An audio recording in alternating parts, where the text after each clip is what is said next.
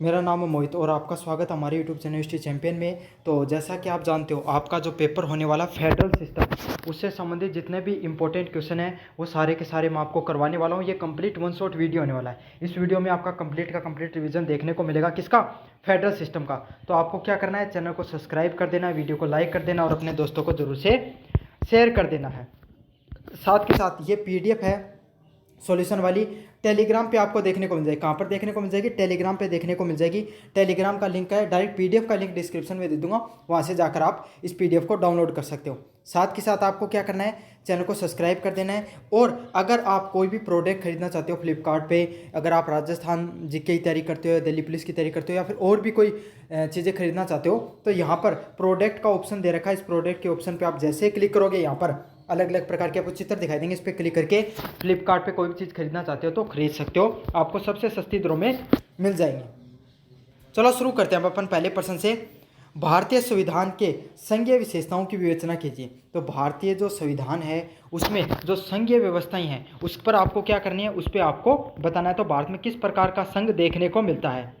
तो संघीय ढांचा क्या होता है, जिसमें काफ़ी एकात्मक जो विशेषताएं हैं वो देखने को मिलती है। मतलब संघीय ढांचा क्या होता है, जहाँ पर राज्य और संघ मिलके एक साथ रहे। संघ क्या होता है, मतलब दो भाईला ही ब कन्या, मतलब कि एक छोटो भाई और बड़ो भाई है वह मिलके एक साथ रही, है ना। इस प्रकार से आपको ये समझना है। इसको संघीय ढांचा के नाम से जाना जाता है। इसमें अलग अलग प्रकार की प्रणालियाँ देखने को मिलती हैं, जिसमें पहली प्रणाली है द्वैध शासन प्रणाली, ड्वेल पॉलिटी। इसमें क्या होती है, आपके सामने जो केंद्र और राज्यों के बीच में शक्तियों का विभाजन देखने को मिलता है। तो भारत में क्या है, जहाँ सेना है, सेना की का केंद्र संभाला है, लेकिन पुलिस कौन संभाला है? राज्य संभाला है ना। वन क्षेत्र है, वन क्षेत्र उन्हें संभालने को की को कार्य है। वन मतलब जंगल जंगल है को संभालने को केंद्रीय को कार्य है, ठीक है। लेकिन जो आपका सामने जो पशुपालन है, पशुधन है, उन संभालन को की को कार्य है?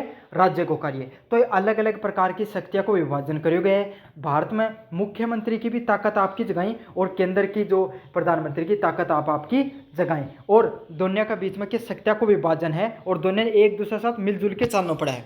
समझ में आ गई? तो यहाँ समझ लो, एक कोई कंपनी है जिसके अंदर क्या है, HR भी है ना, और आपका CEO भी है। तो दोनों की आपकी जो शक्ति हैं, जिनमें CEO के पास कम शक्ति हैं, HR के पास कम शक्ति हैं, लेकिन दोनों ने एक साथ मिलजुल के काम करना पड़ेगा आगे बढ़ने के लिए। संविधान की सर्वोच्चता। संविधान की सर्वोच्चता क्या होती है? भारत का संविधान लिखित और सर्वोच्च है।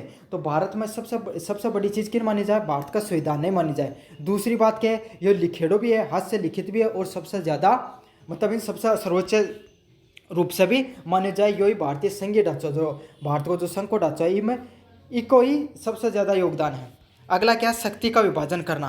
तो संविधान की जो 7वीं अनुसूची है इसके अंदर, तो अगला क्या है, शक्तियों का विभाजन। तो भारतीय की जो 7वीं अनुसूची है, इसमें क्या है, केंद्र, राज्य और सीमावर्ती सूची दी गई है। जिसमें क्या है, केंद्र सूची में सिर्फ केंद्र फैसले ले सकता है, राज्य सूची में राज्य फैसले ले सकता है, लेकिन सीमावर्ती में क्या है, आपके सामने केंद्र और राज्य दोनों मिलकर फैसला ले सकते हैं। जैसे शिक्षा है, उस पर केंद्र भी फैसला लेता है और राज्य भी फैसला लेता है। किस में आता है? आपको सीमावर्ती सूची में देखने को मिलता है।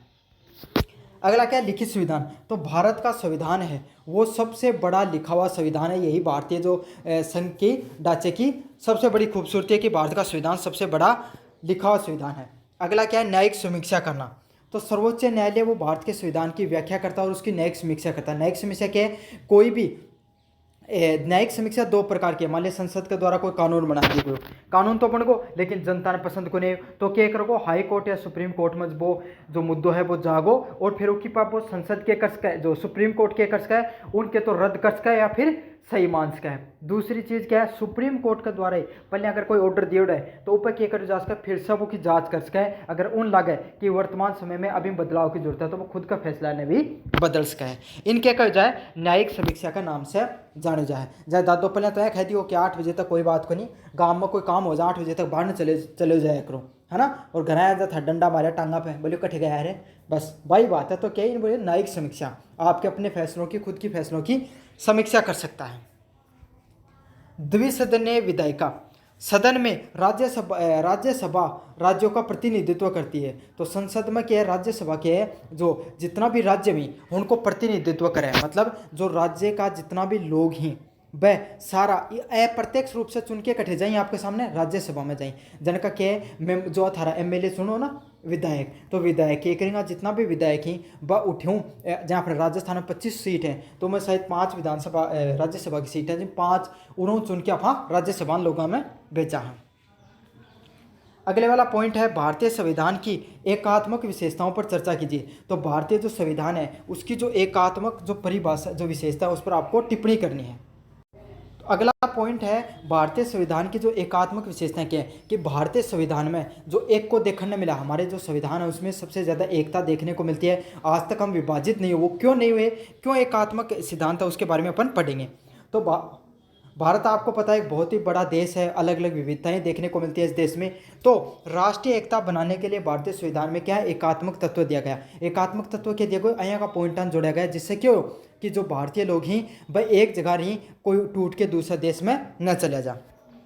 तो इसमें क्या प्रमुख मजबूत केंद्र, तो भारत में क्या केंद्र है वो मजबूत देखने मिला। केंद्र मजबूत क्या है ना, केंद्र का पास के की शक्ति ज़्यादा है। जो केंद्रीय शक्ति है जो अनुसूची 7 में जो केंद्रीय सूची है वो के अंदर ज़्यादा पावर दिया गया ही, राज्य के अंदर थोड़ा कम पावर है। मतलब इनडायरेक्ट यहाँ समझ लो केंद्र दादो है और जो राज्य यहीं पर के ही थारो पिताजी हैं। तो दादो थार 3 भाई थार दादा का है, तीनों आपस में लड़ाई करने लगा। दादो तीनों ने बैठ के समझा दिया ज़्यादा उछल कूद मत करो, है ना, घरों बाहर न काट दूँ। तो वो सिस्टम है ना। दादो है केंद्र के दादो है और राज्य को नहीं तारा पिताजी हो रही है। तो करना कंट्रोल करने को का काम है, केंद्र को काम है राज्य ने। अगले क्या प्रावधान है, आपातकाल का प्रावधान। तो आपके सामने आपातकाल की जैसे स्थिति लगती है उस समय जैसे आपातकाल की शक्ति लगती है उस समय आपके सामने केंद्र और राज्य की जो शक्तियां हैं उसको अपने अधीन करके रखता है। तो आपातकाल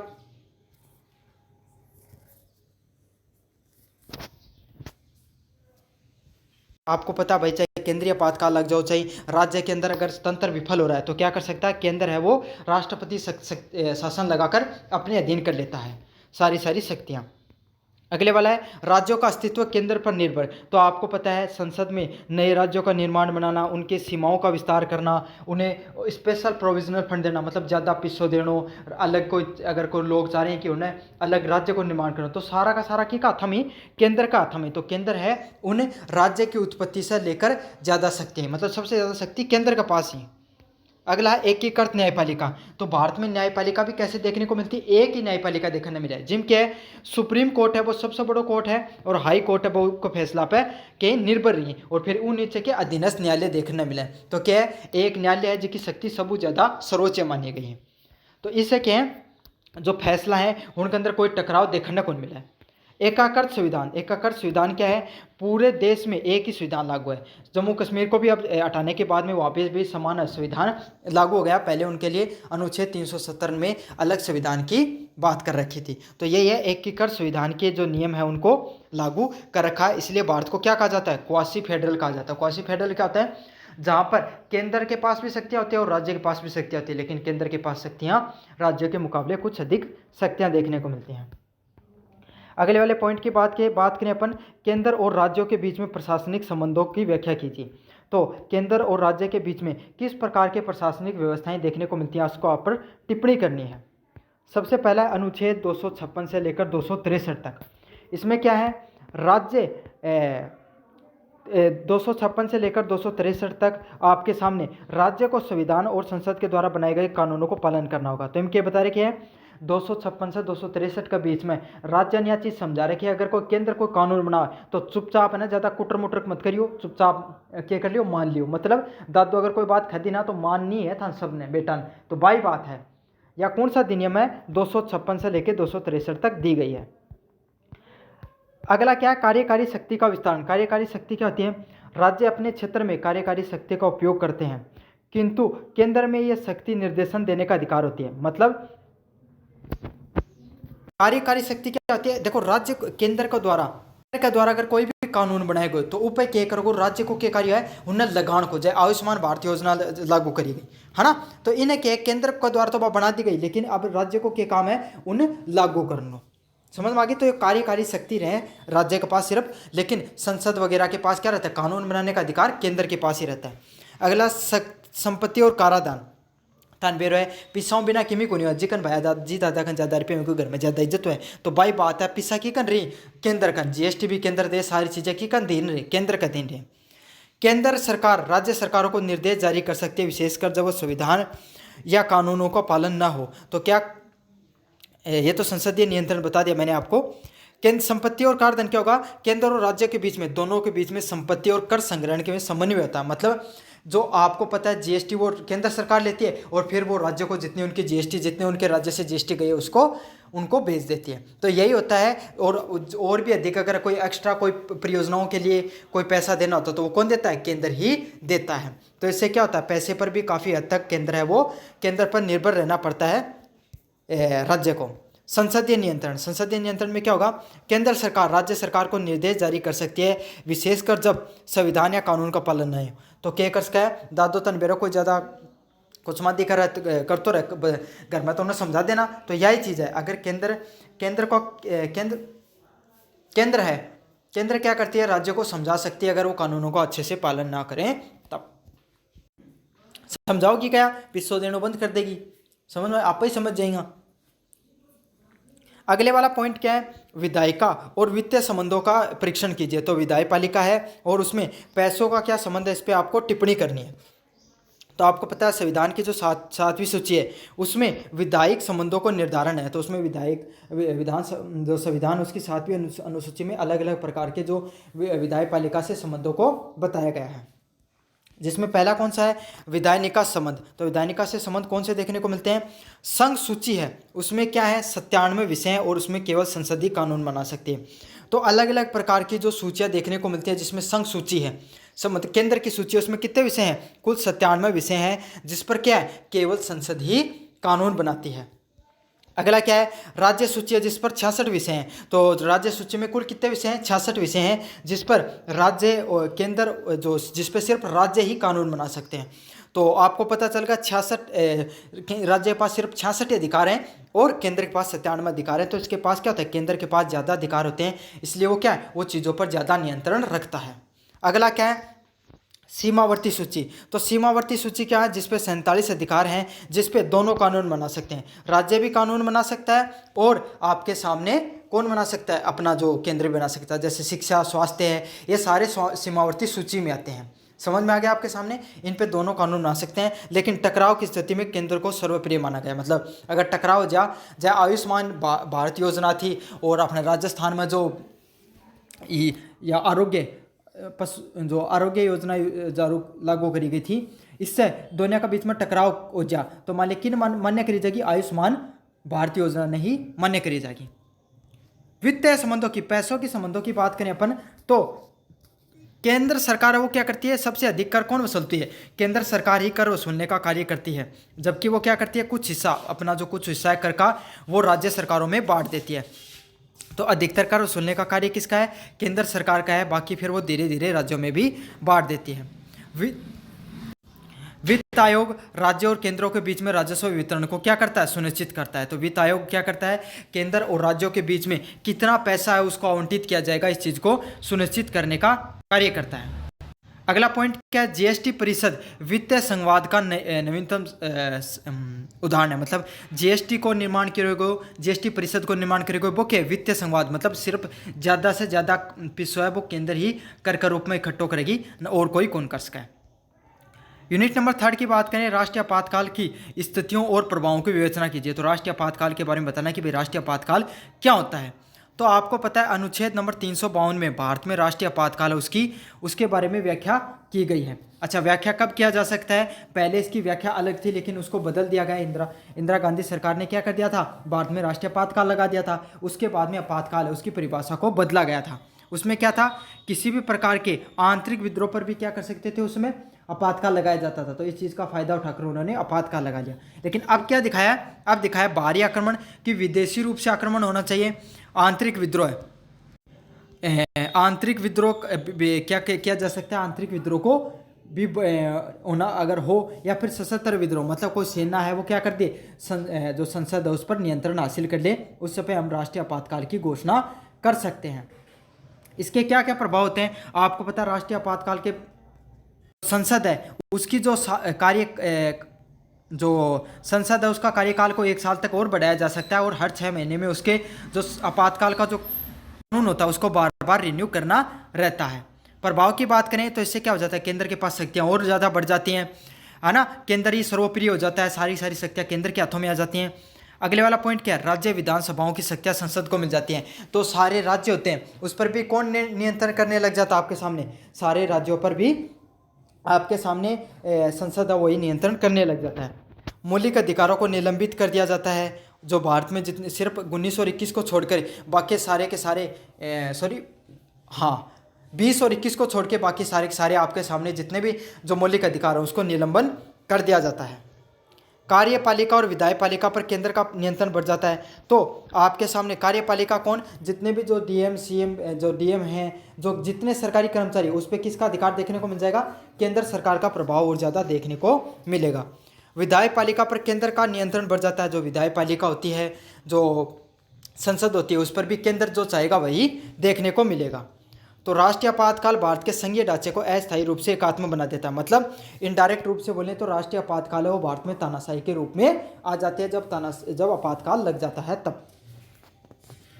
6 नंबर प्रश्न की बात करें, संविधान तंत्र की विफलता की स्थिति में राष्ट्रपति शासन की व्याख्या कीजिए। तो संवैधानिक तंत्र है अगर वो विफल हो जाता है तो राष्ट्रपति शासन की आपको क्या करनी है, व्याख्या करनी है। तो जब आपको पता है कोई भी राज्य होता है उसके अंदर अगर जो तंत्र है पूरा का पूरा अगर सरकार अल्पमत में आ जाती है तो उस समय क्या लग जाता है, राष्ट्रपति शासन लग जाता है। या उसके अंदर कोई विद्रोह देखने को मिल गया, सीएम पे कोई केस वगैरह हो गया तो उसमें भी राष्ट्रपति शासन को लगाया जा सकता है। तो अनुच्छेद नंबर 356 के तहत आपको पता है राष्ट्रपति शासन है उसको लगाया जाता है जब क्या होता है, राज्य सरकार है वो पूर्ण रूप से अपने कार्यक्रमों में विफल हो जाती है। अगले वाला पॉइंट क्या है, राज्य विधानमंडल को भंग कर दिया जाता है। मतलब राज्य जो विधानमंडल होता है, राज्य सरकार होती है, उसको राज्य सरकार को क्या कर दिया जाता है, राज्य सरकार को भंग कर दिया जाता है। अगला क्या है, संसद राज्य के लिए कानून बनाती है। और संसद क्या करती है, अब राज्य है वो किसके हाथों में आ जाता है, संसद के हाथों में आ जाता है। अब संसद ही वो चाहती है वैसे ही कानून बनेंगे, वो चाहेगी तभी राष्ट्रपति, भाई राष्ट्रपति किसके सारे काम करता है, राष्ट्रपति काम करता है प्रधानमंत्री के सारे, तो राष्ट्रपति शासन लग जाता है। तो राष्ट्रपति जो कानून बनाएगा, राज्यपाल शासन लग जाता है। तो राज्यपाल को भी नियुक्ति आपको पता है केंद्र सरकार करती है। तो केंद्र सरकार जो चाहती है वही होता है। यह 6 महीने तक लागू रह सकता है और अंतिम और अधिकतम 3 साल तक बढ़ाया जा सकता है। तो इसमें क्या हो सकता है इसका नुकसान, इसको जब भीमराव अम्बेडकर ने जब लागू करा था तब कहा था कि ये भारत में ये बहुत कम लगेगा राष्ट्रपति शासन, लेकिन हुआ क्या, वक्त वक्त पर ये राष्ट्रपति शासन है भारत में लगता रहा है राज्यों पर। और इसकी कितने महीने तक लग सकता है, 6 महीने तक लागू रह सकता है। और इसको 6 महीने के बढ़ाकर कितने साल तक बढ़ा सकते हैं, 3 साल तक इसको अधिकतम बढ़ाया जा सकता है। यूनिट नंबर 4 की बात करें जिसमें क्या है, भारतीय संविधान में संशोधन की प्रक्रिया है। तो भारतीय संविधान है उसमें अनुच्छेद नंबर 368 है। अब अनुच्छेद नंबर 368 में क्या दे रखा है, संविधान में संशोधन करने की प्रक्रिया दे रखी है। और हमने संविधान में संशोधन करने की प्रक्रिया कहाँ से ली है, दक्षिण अफ्रीका से संविधान में संशोधन करने की प्रक्रिया ली है। पहले किस प्रकार से कर सकते हो आप, साधारण बहुमत से संशोधन कर सकते हो। मतलब कुछ प्रावधानों को साधारण बहुमत से बदला जा सकता है कि करो जा सकता है, जैसे नागरिकता, जब छोटे मोटे कानून होते हैं ना उनको अपन क्या कर सकते हैं, साधारण बहुमत से। मतलब साधारण बहुमत कैसा होता है, 50% से आपके सामने एक व्यक्ति ज़्यादा, मतलब इधर 30 वोट पड़े इधर 31 वोट पड़े तो क्या हो जाएगा, वो पारित हो जाएगा। विशेष बहुमत क्या होता है, अधिकांश जो प्रावधान संसद में विशेष बहुमत से पारित किए जाते हैं। जिसमें क्या होगा आपके सामने, जिसमें आपको दे के रखेंगे भाई फिक्स क्राइटेरिया होता है, 1/3 2/3 है, इतने से आपको पारित करना होता है। विशेष बहुमत प्लस राज्य की सहमति, तो इसमें जो आपके सामने विशेष बहुमत में कौन से आते हैं, संविधान संशोधन है वो विशेष बहुमत संशोधन के अंतर्गत आता है। अगला क्या है, विशेष बहुमत प्लस राज्यों की सहमति। तो ये कौन से होते हैं, जिसमें आपको विशेष बहुमत भी लेना होगा प्लस राज्यों की सहमति होगी। तो इसमें ऐसे कानून होते हैं जिससे जो कानून बनाया जाएगा उसके जो राज्य का ढांचा उस पर भी प्रभाव पड़ेगा। जैसे जीएसटी का, जब जीएसटी लागू हुई थी ना तो उसमें क्या हुआ था, उसमें पहले केंद्र से जो संसद से पारित किया, फिर जितने राज्य से वहाँ से इसको पारित करना होता है। समझ में आ गया आपको। तो संविधान संशोधन की प्रक्रिया भारत में क्या कठोर और लचीला दोनों बनाती है। लचीला भी है भारतीय संविधान संशोधन की प्रणाली और कठोर भी है। अच्छा, कठोर, सबसे कठोर प्रणाली कहाँ की है? अमेरिका की। अमेरिका की में संविधान संशोधन करना बहुत मुश्किल है, सबसे कठोर प्रणाली है। और सबसे सरल कहाँ की है? ब्रिटेन की है। तो भारत ने दोनों को क्या किया? दोनों को अपनाया है। ब्रिटेन में एकदम साधारण बहुमत से कर लिया जाता है सब कुछ, और अमेरिका में क्या होता है? पहले आपको संसद से पास करो, फिर हर राज्य से उस संविधान संशोधन करने की अनुमति लो। अगले वाला है संविधान के मूलभूत ढांचे की अवधारणा को समझाइए। तो जो संविधान का मूलभूत ढांचा है उसको 1973 में केशवानंद भारती नवाब केरल राज्य के मामले में सामने आया था। तो इसमें क्या, जो हमारा प्रियम्बल है, प्रस्तावना है, उसको क्या माना गया है? हमारा जो संविधान है उसका मूलभूत ढांचे के रूप में माना गया है। अब क्या हुआ था? केशवानंद भारती के द्वारा एक केस लड़ा गया था केरल राज्य के खिलाफ 1973 में। तब पहली बार प्रस्तावना को सर्वप्रिय माना था। इसमें क्या बोला था? संविधान की सर्वोच्चता क्या थी? इसमें संविधान की सर्वोच्चता में विधायपालिका, कार्यपालिका और न्यायपालिका के बीच में संतुलन बताया गया। क्या बताएगा? कि विधायपालिका हो गई, कार्यपालिका हो गई और न्यायपालिका, इनके बीच में हमेशा संतुलन है वो देखने को मिलेगा आपके सामने। अगला क्या? न्यायिक समीक्षा करना। अगर कोई कानून बना दिया जाता है, अगर उसमें गलती पाई जाती है तो उसको अपन क्या कर सकते हैं? उसकी जो न्यायिक समीक्षा वो भी की जा सकती है, मतलब उसको एक बार फिर से बदला जा सकता है, रद्द किया जा सकता है सुप्रीम कोर्ट के द्वारा, और अपने ही जो कोई कानून बनाया गया उसको भी सुप्रीम कोर्ट रद्द कर सकता है, फिर बदल सकता है।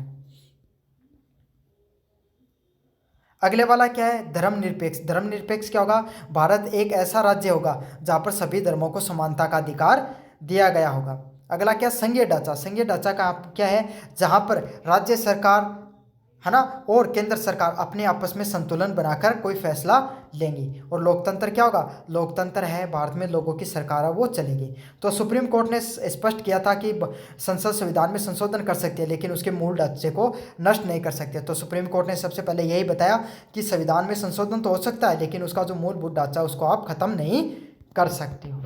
तो यह आपके सामने जो फेडरल सिस्टम उसका पूरे के पूरे प्रश्नों को मैंने आपको करा दिया है। कैसा लगा वीडियो आपको जरूर से बताना, चैनल को जरूर से सब्सक्राइब कर देना और अपने दोस्तों को जरूर से शेयर करना। धन्यवाद।